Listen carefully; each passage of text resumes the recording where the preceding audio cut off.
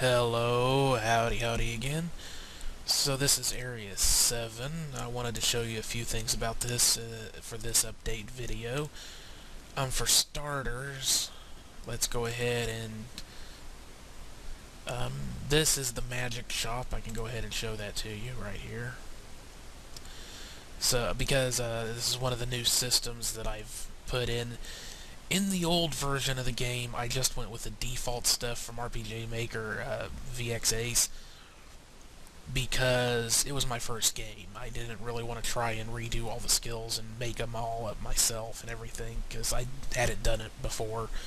So I just went with the default stuff. But in this one, I've been doing my own skills because MV doesn't have a whole lot of default stuff to begin with, which is actually a good thing. Helps prevent laziness.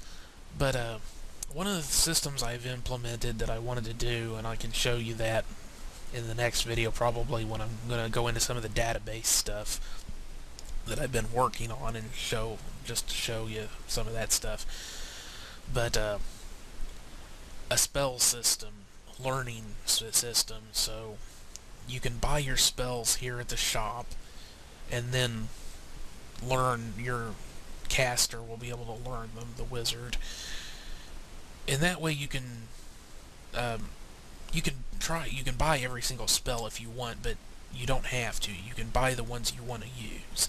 So if you want to spec them out for elemental damage, you can do that. If you want to spec them out for status effects, you can do that. If you want to spec them out for buffs and debuffs, you can do that. If you want to, buffet style it and just pick out some of the better stuff here and there, you can do that too. You can, pick and choose the spells you want. You buy them, teach them, or the wizard learns them, and then you can use them. There's just skills like any of the other ones. They're the magic skills, obviously spells. Pardon me. So that is really all there is to it.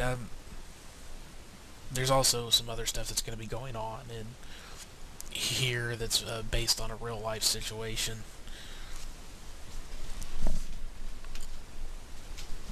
Basically, there's a girl that works at the convenience store I walk to all the time that I'm interested in, and I suffer from social anxiety disorder, so I can't say anything.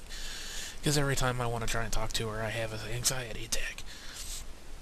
So I'm just stuck in this constant state of limbo of wanting to talk to someone and being completely and utterly unable to do it, which makes me hate myself. But you're not listening to this video or watching this video for that kind of bullshit, and I'm not trying to get pity or anything here. It's just this is my outlet for things like that. When something's really irritating me or getting me down or something, I put it in something. So that's basically this shop is all about. Some of the stuff here is all about that, but in a kind of funny, bittersweet, melancholy kind of way, because I've included more drama, a little bit. It's still mostly satire and parody, but, my philosophy is that real life doesn't have a tone, so why should games or books or anything else? So you're going to get some drama in the game right along with all the funny stuff, even if it's just me venting in my own fashion. So, tomfoolery aside, that's just something I added in. I was always going to do a magic shop of some kind, but that just got added in because it's happening to me for real, so it gets incorporated. So the other stuff here, I haven't gotten all the ends finished yet, or all this stuff up here. So these are the characters I was talking about in the last video, the ones that work for and with my character, the one that's kind of based on me, and they have different relationships with him and whatnot. So mostly this is just me adding more substance to that character, as I said in the last video. Maybe just having a bit of fun with it, as you do. But the big thing with this one that I really wanted to go over is that there's going to be this tomb. I'm not going to show you any of it. That's all going to be a surprise. But in the tomb, it's a proper...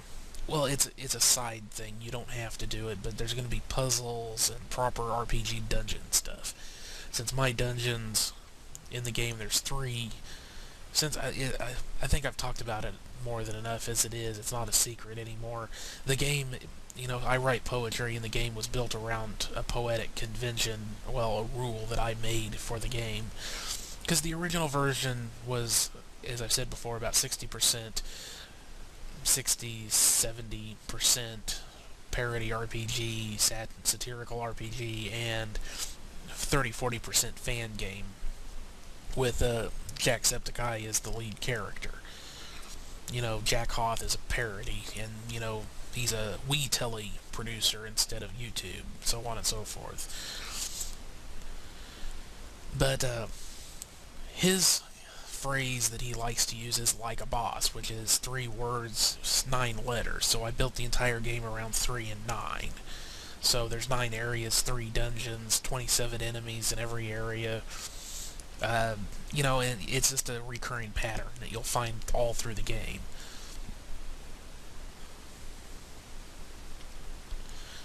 And if nobody's ever noticed, which I don't know how that would be possible, the areas actually all spell out like a boss.